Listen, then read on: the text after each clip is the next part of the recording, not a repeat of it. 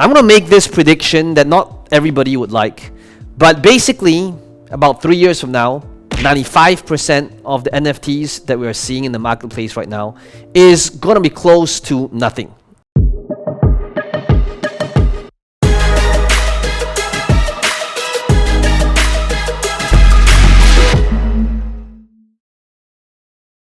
They will pretty much lose over 90% of its value. And that's right. I believe that right now we are in this huge NFT bubble. However, the ones that will remain will be the ones that will meet at least one of these 7 criteria. And today in this video, I'm going to walk you through 7 things that I'm constantly thinking about when it comes to investing in an NFT. If we have never met before, this is Peng Joon here, and one of the things that I did in 2020 is I started venturing into the world of NFTs. And one of the things that I realized is that the NFTs that has done really well for me when I started off would always consistently meet one of these 7 things. And today in this video, I'll walk you through what they are, because by the end of this video, if you stay to the end, you'll be able to start seeing why time and time again, if you buy any NFTs, if they do not have any of these traits, there's just no way they are going to spike up in price or maintain their price point after a certain amount of time. So let's talk about what these 7 elements are. I'm going to head over to my laptop right now, and let's begin with the first piece right now. So number 1, when it comes to thinking about NFTs, it would be IP, intellectual property. Now, with the amount of crappy NFTs out there, I believe, and I know with absolute certainty, that the ones that will last the test of time are the ones that has got some sort of brand or IP behind it. Why? Because if they have a big brand that's backing that NFT up, that is how it will always be the first of its kind in its collectible format. And if you have been watching this channel for a while now, you'll know that I started talking about VeVe for about over a year now. And that is why if you take a look at pretty much every single VeVe NFT from a year ago, they have easily at least 20 to 30x from their initial list price.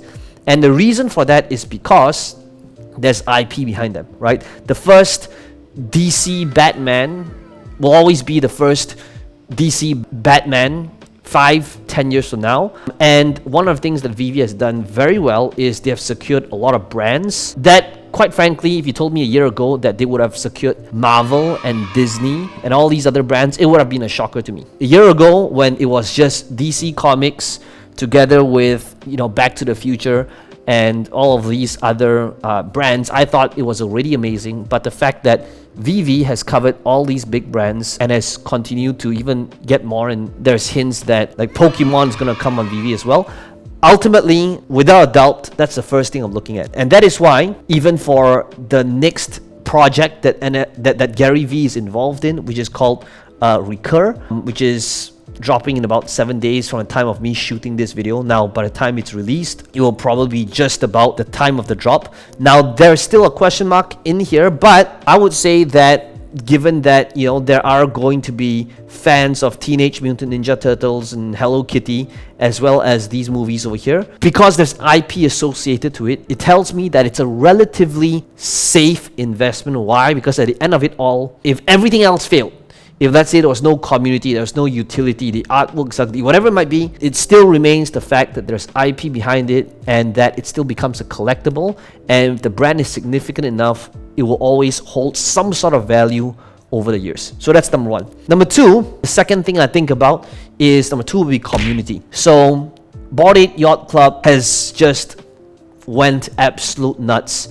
And one of the things that has made this launch crazy is the community, right? The people that is holding the NFTs, the parties that they're throwing, the fact that you can attend these parties as long as you are an NFT holder, and the fact that you have celebrities holding these NFTs and attending these events as well, as long as they hold, these apes. Most of these people guess what? People want to be able to be a part of this community just so that they can hang out with these, or hopefully hang out with these other celebrities that holds these similar NFTs. So community is huge, and ultimately when I'm thinking about investing in an NFT, I'm thinking about, well, who are the other people in there? Are they going to be influencers, celebrities? And is this going to be something that people are going to be proud of? And therefore it's going to be a long-term hold if it is. And that brings us to number 3. Number 3 would be the founder. So a lot of times I would invest in an NFT. So for example, when Gary V launched this NFT, I created a video and I said I am buying Gary's NFT, and the only problem I had with it, with this drop, is that the fact that Ethereum at that point in time was about 2000 when he dropped it, and I said Ethereum is going to go on the rise, and I don't know if the price of Ether is going to exceed the price of VeVe going up, right? I said that was the only issue with the drop, and here we are now, slightly over half a year later, and you have seen that the price of, you know, VeVe has gone up significantly. At the price of me shooting this video, I think the floor price is about 8 ETH, which is absolutely nuts. So this is where, when I invested in VeVe, this is purely based on the founder, right? Now obviously VeVe, it wasn't because of the artwork, that's for sure, and because of the founder. So that brings us to number 4. You see, when I invest, I don't just take a look at the founder, but number 4 is about the ripple effect. Now what's the ripple effect? So right now I am in Gary V's wallet, or his NFT wallet, and I'm taking a look at all of the different NFTs that he owns. Now the crazy thing about NFTs is that hype creates more hype, that creates more people talking about the hype, that creates more hype, and it's just this ripple effect. So one of the things that I like to do is, whenever it comes to spotting the next NFT, is I want to be able to see what whales, influencers, and celebrities are buying. So one good tool to do that is, I've talked about this tool called Nansen.ai. It is a paid tool, and first of all, I want to be totally transparent. I'm not affiliated with them. They're not paying me to talk about this software. This is a software that I personally utilize to take a look at what people are holding, what celebrities are doing, what kind of NFTs they're holding, as well as who are the people that's holding these NFTs. So for example, if I were to go to Bored Ape Yacht Club, I can literally take a look at the project. I can take a look at who are the top wallets that is hodling these NFTs. And if I choose to, I can even go into those wallets and start seeing what are they doing. So in other words, I can see the breakdown. And if I were to go to hodlers, ultimately I can see, well, first of all, under unique addresses, now this is important, right? Whenever I'm going to a brand new project, I want to see how spread out are the NFTs over the wallets. So typically, if there's a new drop from an unknown, relatively unknown project, and if I see that more than 70% of the NFTs is being held by like less than 10 wallets, that's usually a problem, because it means that if these whales dump, you know, the project's over. So for example, you know, this is Bored Ape Yacht Club. If this was relatively new, so like back in May, the thing that I did was I went into seeing how many people own this, and I also want to be able to see who are the top, you know, diamond hands. Does the majority of the people, is it a few people holding a ton of NFTs? And I want to see who these people are that is holding on to. So I can literally see here that these are the people that is holding on to these NFTs. These will be the top diamond hands, right? And as a result of that, I want to be able to also, remember, it's a ripple effect. So if this is the top profit leaderboard, I get to see who are the people that has made the most from this NFT. So now I can go into these projects, or rather these profiles, and see the projects that they are involved in as well. And this is how you can just get lost in this rabbit hole. Why? Because ultimately, this is what creates a ripple effect, right? When somebody like Gary V goes into a brand new project, people are going to talk about it. People are going to ape in. And when people ape in, more people ape in. So this will be crucial, especially if you want to start seeing whenever a new influencer or whale or celebrity get into a new project. So guess what? I'm like a cobra in the bushes.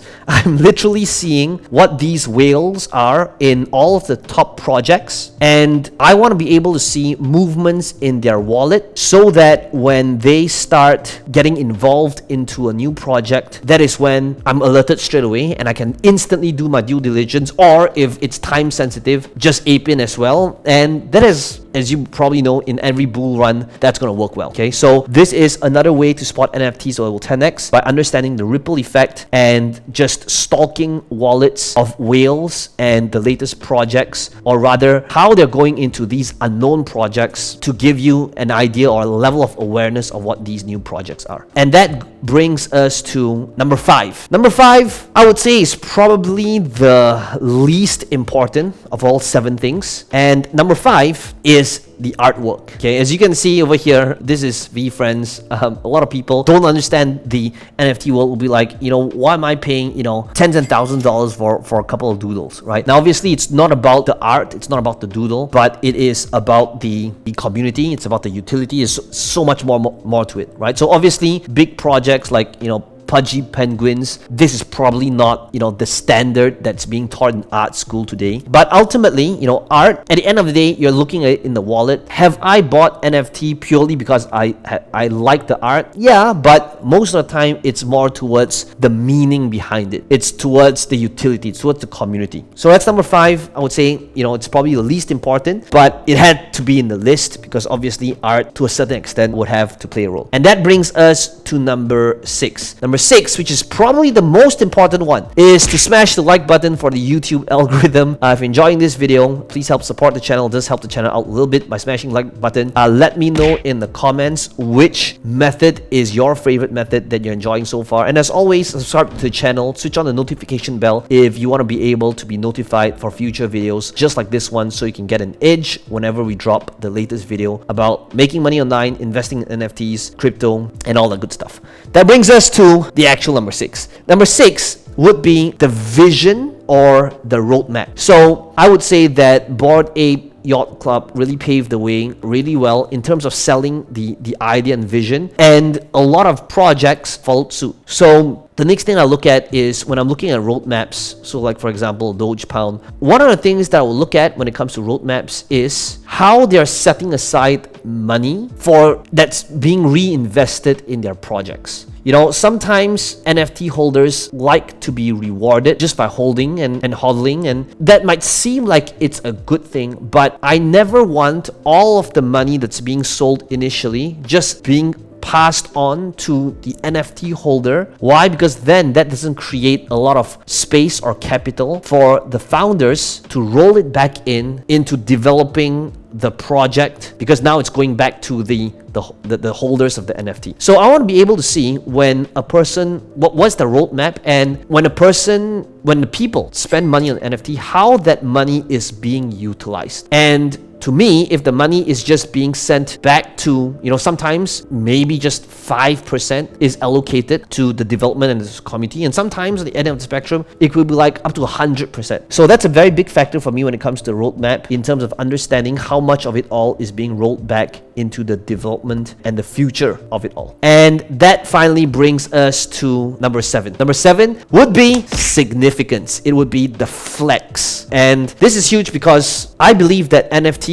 is going to be something that we're going to look back 5, 10, 30, 50 years from now, and there's going to be some sort of historical value in being the first in fill in the blanks. Now, if you take a look at CryptoPunks, even though CryptoPunks is like an all-time high now, I am extremely bullish on CryptoPunks. Why? Because to me, CryptoPunks will always have the title of being the first of its kind, and to be able to do something like this, to be able to create a set. And that's why, because it was the first, and now there's going to be a lot of first of fill in the blanks, this is what I'm taking a look at, which is significance. Why? Because ultimately, when the metaverse is going to be a lot more mature than it is right now, all these pictures, all these avatars, all these JPEGs, it holds value because there's meaning and there's story behind it, much more than just the art, right? And the best way for me to explain this for somebody who's taking a look at this is, my mom asked me, she said, this is ridiculous, right? Why are people forking out these ridiculous prices? And the best answer I could think of to explain to her in a way that she would understand is I gave her examples of paintings that were millions of dollars that just looked downright ugly, or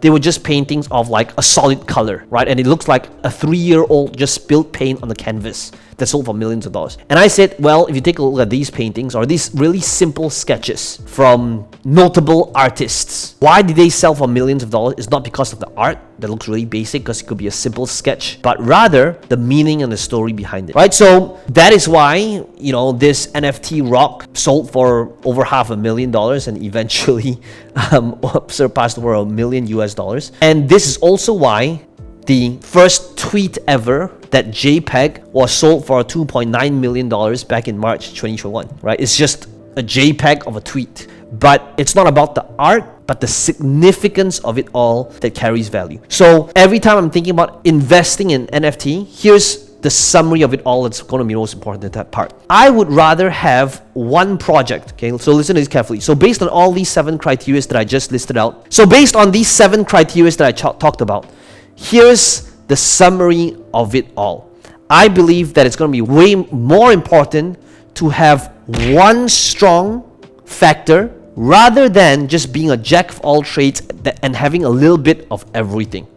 Okay, why? Because when you have a really strong one factor, that's going to really drive up the NFT price. And there are a lot of different NFT projects out there with a little bit of everything. And a little bit of everything is kind of like jack of all trades, and most jack of all trades are usually broke. So I hope you enjoyed this video. Let me know in the comments below which is your favorite factor. What are some of the projects that you're looking at? Shill them in the comments below. And as always, smash the like button if you enjoyed this video, and subscribe to this channel if you enjoyed this video and you want to be able to see more videos just like this one.